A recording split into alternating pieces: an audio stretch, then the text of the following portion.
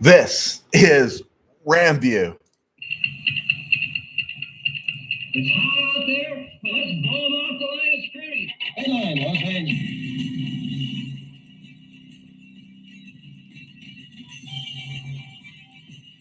From the studios of the RamCave in the home of the Camellias, I'm Joe Terosian, and this is RamView, the September 20th, 2025 edition, brought to you by Kistler Law Firm.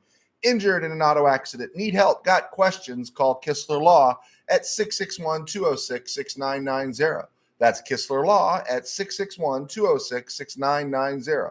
And check out KistlerLawFirm.com. That's one word, KistlerLawFirm.com. Kistler Law, they've been fighting for you since 92. And by Temple City Auto Repair. Having some auto issues, get yourself some John and Henry at TempleCityAutoRepair.com.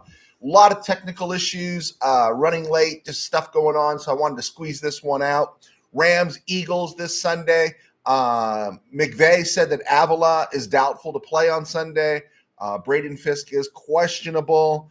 We know there's Parkinson. We know there's Witherspoon. On the whole, the Rams are in pretty good shape. But I will say this. I think it's becoming official to say there's a narrative established about Steve Avila never being healthy.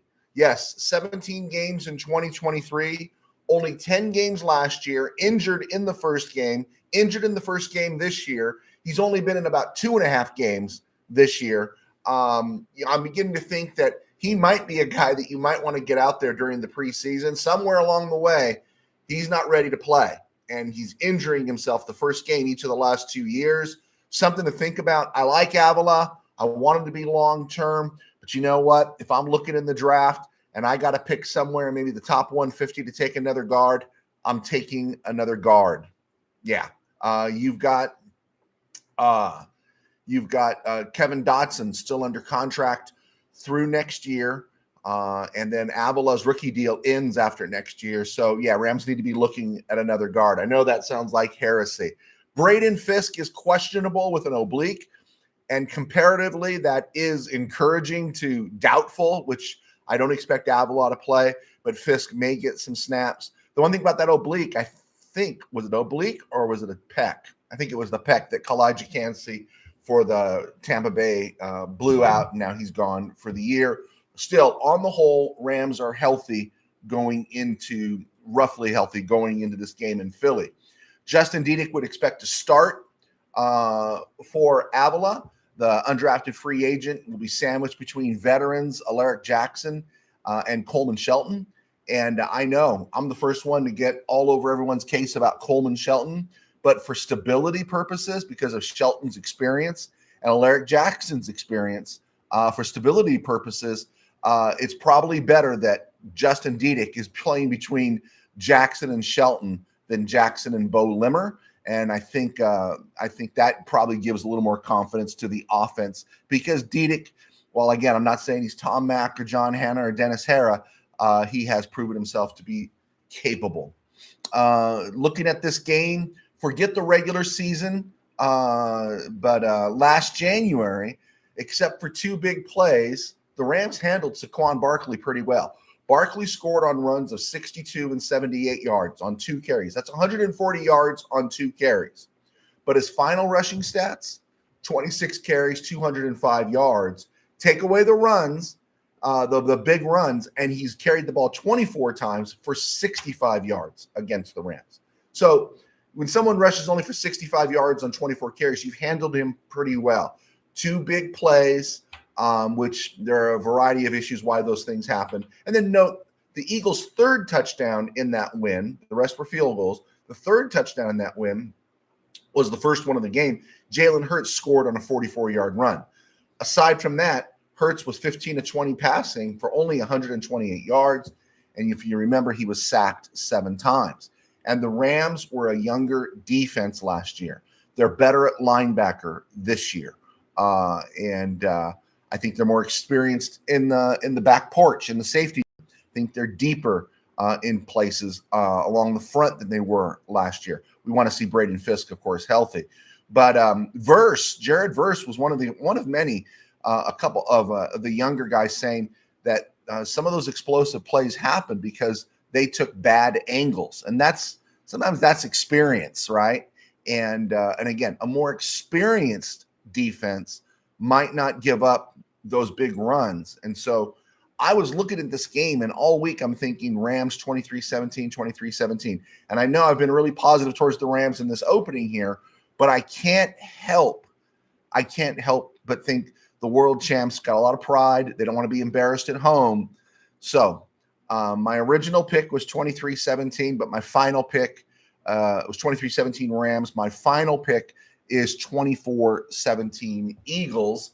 But again, that's what I say now in September. I think the Rams get them the second time around. They beat them. I think they'll get a bead on them. Tim Burns has joined us, and so is USA expat. Steeler fan Rob has joined us. Hey, Captain Joe, Rams 27, Philly 17. I hope you're right, Mr. Burns. USA expat, please, Kyron, do not fumble again versus the Eagles. It's been 2 games in a row now. You are a target. I think we're going to find out a lot about Kyron, right, in these next 4 quarters. But he has done well holding on to the ball. Not even a close call so far. So that's good news. Steeler fan Rob, I've been reading that the 2026 quarterback draft is not as good as we thought. I hear Fernando Mendoza might be the best of the bunch. That's the Indiana kid.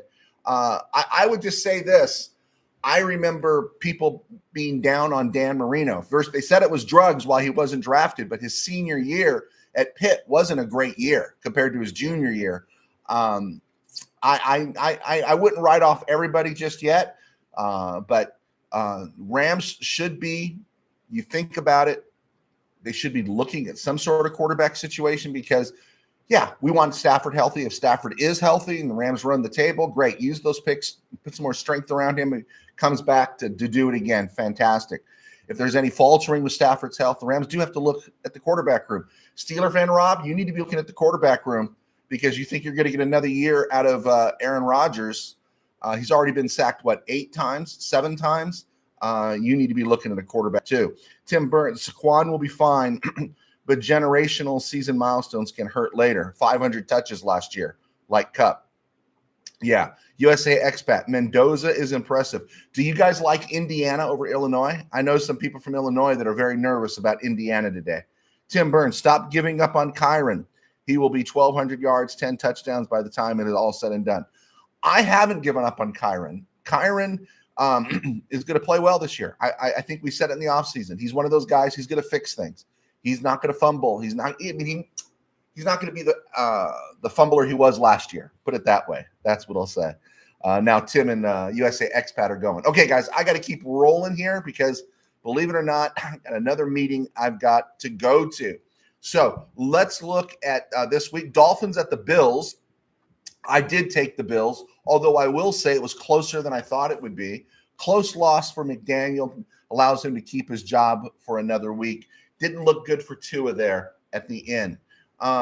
Sunday's games, Falcons at Panthers. I am all in on the Falcons, and I think, again, time is running out for Bryce Young. Packers at Browns. All the Pack has to do is stay healthy here. Just make sure Myles Garrett doesn't come anywhere near Jordan Love. Texans at Jaguars. I think everyone's in love with the Texans. I'm not. And I'm thinking the Jaguars at home are going to be angry, and they're going to exploit that weak Texans offensive line. Bengals at Vikings. If the Vikings were in Cincy, I'd take Cincy. But since they're going to Minnesota, Wentz versus Browning, I'm going to go with the home team. Steelers at Patriots.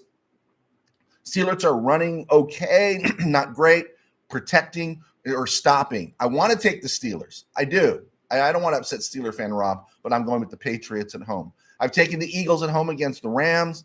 Rams lose 24-21 this week, but win in January. Jets at Buccaneers, no Justin Fields. Tampa Bay goes to 3-0. Colts, Titans. I'm taking the Colts, but I'm rooting for the Titans. I want to see Indy a little disrupted before they come to LA. I have fears of that being a trap game for the Rams. With that said, Philly this week in week 3. 49ers in a shortened week in week 5 on a Thursday night. And in between, Indy comes to SoFi, and they could be dangerous. Raiders at Texans. I took the Texans. No Jaden Daniels. I'm going to flip that, and I'm going to take the Raiders on the road because I'm a believer in Pete Carroll. I'm going to say Las Vegas in DC gets the win. Broncos at Chargers. I've said it before. In August, I'd have taken the Broncos. Right now, I'm taking the Bolts from Brazil. Saints at Seahawks. Seahawks should win in a blowout. But if they mess around at home, I don't think they should be considered contenders. Cowboys at Chicago. The Doomsday offense goes to the Windy City. I'm going with Dallas. Cardinals at 49ers. I heard Purdy might play. Was that confirmed that Purdy's going to play? Physical games. They're always a physical game between the Cardinals and Niners. I'm taking the Cardinals. Kyler Murray going to earn his money, hopefully, this week against Frisco in Fog City. Sunday night, Chiefs at Giants. I'm going Chiefs until it's otherwise. I think people are a little too excited about saying that Patrick Mahomes isn't playing well. He's got nothing around him, folks. I mean, and then they moved off Joe Thuney. Yeah, I'm not out on Patrick Mahomes. I'm probably out on him running for his life every play. But I'm going to take the Chiefs against the Giants. Lions at Ravens. I like the Lions a lot, but I'm taking the Ravens at home. All right, let's give a couple seconds here to answer some questions before we move on. Let's see. Tribe, Joe, Eagles changed their mind wearing white jerseys. We'll have our blue tops on. You know, I did see something on that. I like the blue. I do think the Rams definitely have a shot. To me, it won't be surprised if the Rams win. But Philly is the world champions. And I just think sometimes when we shovel dirt on them, they have a way of coming back. You know, this is a team that's looking like a team that is going to take a big loss late in the season or a big loss in the first round of the playoffs, right? They're sneaking by. CeeDee Lamb holds on to the ball. Week 1, Dallas beats them. Travis Kelce's not thinking about his girlfriend. KC beats them. I think they're going to be a little shook up right now. I think pride's going to kick in at home. I think that's why I think that'll be enough to get them by the Rams. Can the Rams beat them? Absolutely. But in the long run, Philly's cruising for a bruising. And I'm not predicting a collapse like it was in 2023 where everything just fell apart for them down the stretch. But I am saying they're going to win some close games because they are the champs. They're going to win some close games because Jalen Hurts is a smart quarterback, a good leader. Saquon Barkley is a good player.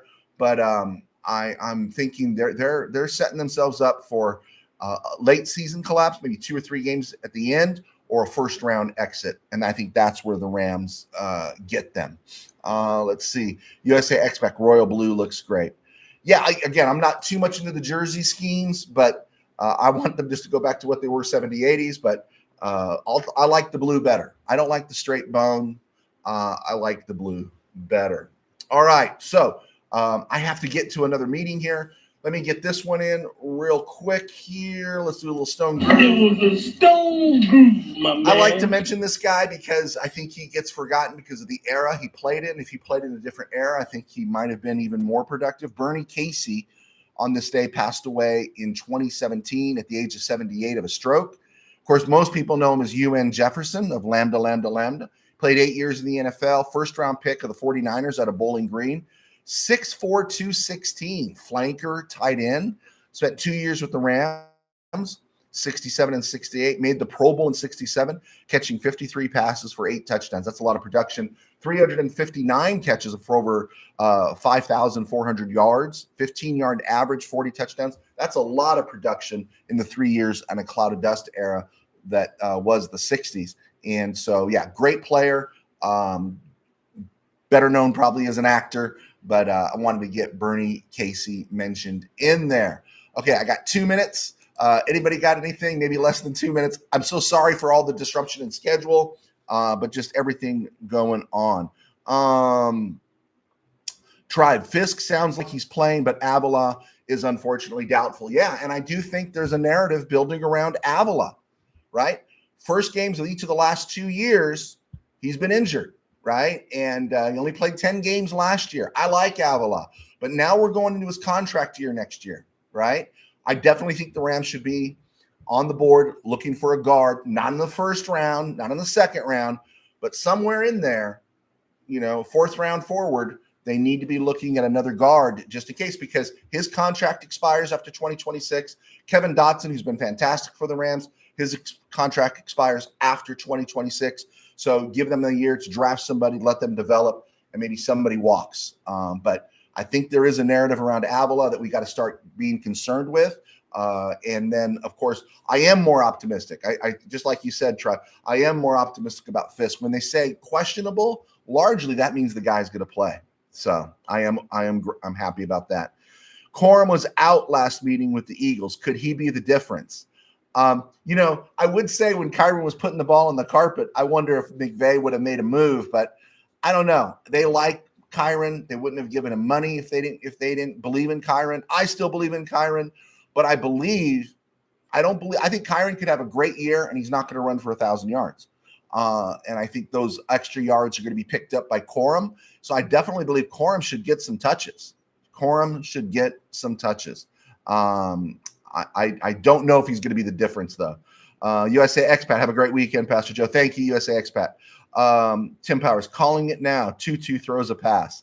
If Tutu throws a pass, Mr. Powers, I will come to Irvine or wherever you're at down there, and I will buy you lunch. Let's see. And I'll buy you a 3x3 from In-N-Out Burger because Steeler fan Rob says that you like to out people who have 3x3s, animal style. Anyway, Tim Burns, Tutu is going to be on another team by the end of the year. It's wasted money at this point. Okay, Mr. Burns, I'll go along with that. Whose fault is that?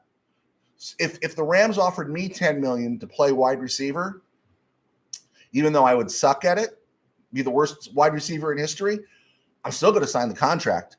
This issue here is all McVay. It's all McSnead. They convinced themselves they were going to do something, and 2 weeks in, they haven't done anything with him. And I think he's going to get Van Jefferson. I think that cost on that contract comes down as the weeks roll on, and it gets into the $7 million, $6 million that he's owed. I could see the Rams moving him. And if I was the Chiefs, I'd take a look. I really would, because I think he can play. I just think if there's a kryptonite to Sean McVay, besides an early Kyle Shanahan, it's not figuring out how to work some of these guys in. So there we go. Hey, guys, I know it sounds awful, but I got to run. I got a credentials meeting I got to get to. God bless. Take care. Thanks for your patience with me. Everybody for clicking in. Take care. Bye.